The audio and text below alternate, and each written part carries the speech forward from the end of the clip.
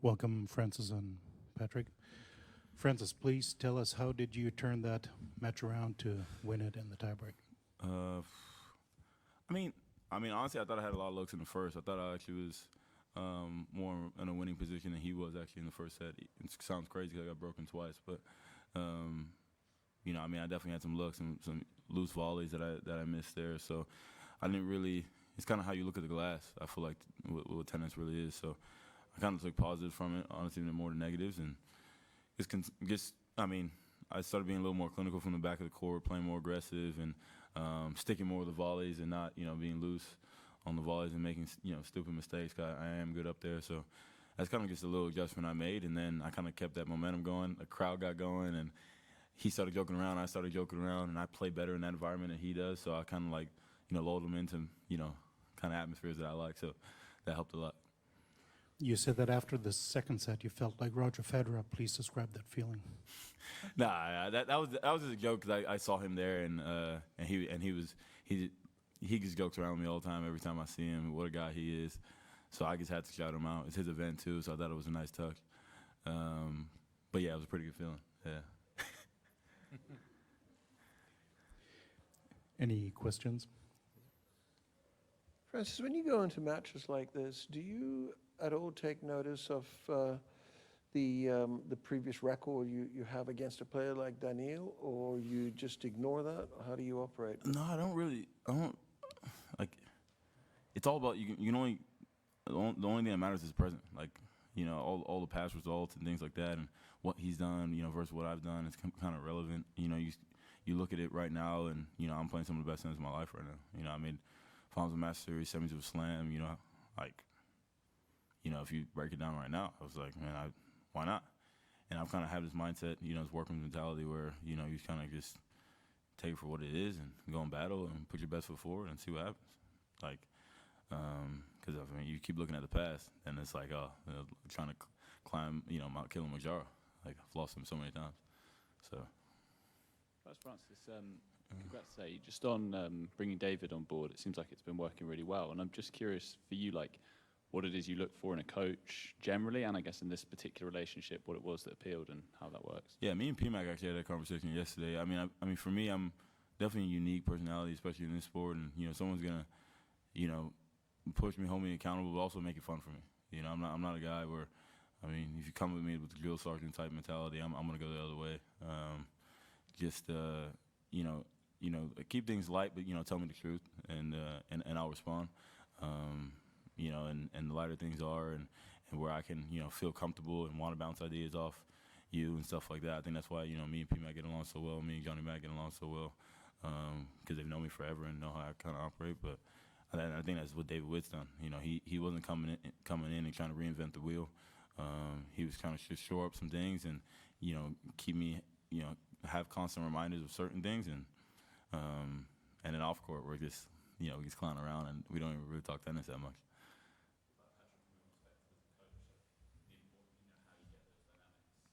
Yeah, I think as Francis said, it's a very personal situation for, you know, especially tennis players that are used to being one-on-one. So, you know, I think David's had a lot of experience on the women's tour especially, and I think some of those things actually maybe help with Francis, with his footwork and his returns. But as Francis said, you know, you gotta enjoy it. You know, it's great Francis is so much fun to be around all the time, and he brings a certain energy to everyone around him. So obviously you got to understand that coming in. Francis, you can see how much fun you're having out there when you're playing. How much do you think the format of this event kind of helps? Does having teammates there kind of give you a big lift when you're on court?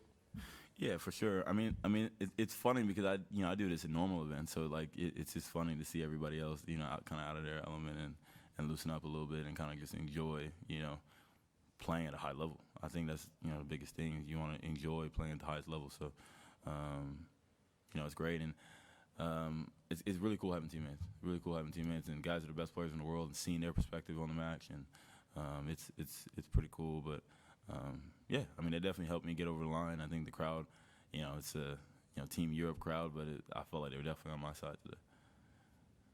I would like to ask you about your teammates Fritz and Bernd Shelton, because all of you had already quite quite good results on the tour, and there are also 6 more US players in the top 100 at the moment. Why do you think it is that the US men's tennis is so successful at the moment? And if Patrick has an opinion on that as well. feel Yeah, I free think to P-Mac's check. going to have a great assessment to it. I mean, I think as far as there's a core of us, and, you know, Riley's coming back, me, Riley, Tommy, Fritz. I mean, we've been going at it since, since 11, 12. I mean, doing little camps and kind of always pushing each other, always good blood. We're really, really close. And we always wanted each other to do well. And then, you know, another guy that goes here, and we just kind of kept going from the 12s to the, you know, to junior slams, to futures, challengers. And, you know, you see your guy that you rub elbows with, you're like, well, if he's doing it, then why not? And then it kind of just, we found ourselves, you know, playing in semis and majors. Like, you know, like that's kind of just what it was. And then, you know, we were doing that at a pretty young age. Guys were breaking through, you know, in that era at a pretty young age. And then that just creates a domino effect. You know, then you got Ben who comes through, and Corda who comes through, and then, you know, some vet guys that kind of surprise you that kind of come through in that time as well. So everybody has a different path. But, I mean, for those core guys, I think we set a precedent that it is possible. And because we kind of still played when, you know, Roger Rafa was still kind of elite, and Novak, well, I mean, Novak's going to be elite until he's 70, but it's I think that was the biggest reason.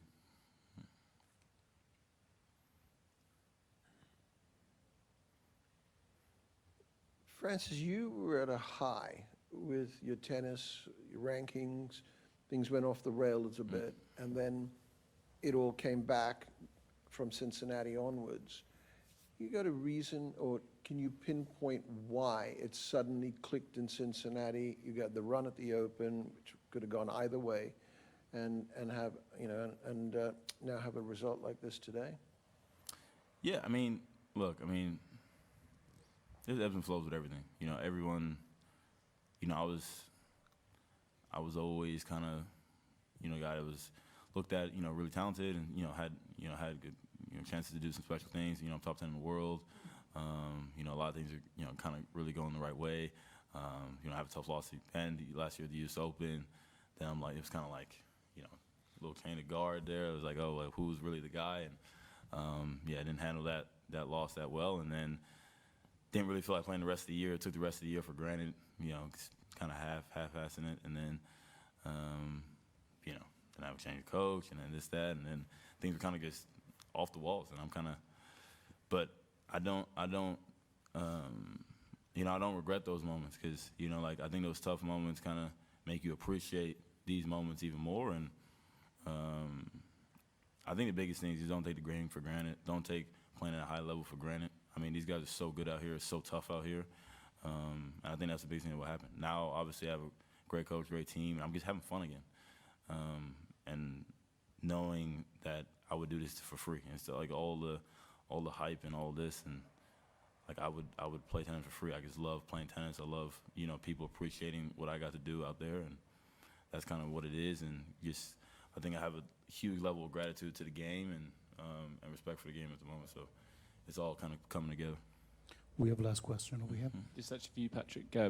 Francis was still there about what he looks for in a coach, to Matt David. But what about from a coach's perspective? What are the kind of things when a player approaches them that they might think whether this will work or won't work? Well, just to go back to the earlier question, which Francis, you know, answered extremely well about this group of Americans, you know, it comes down to talent, which all these guys have, and passion, which they also have. So we've been lucky that they've been pushing each other. All those things are definitely important.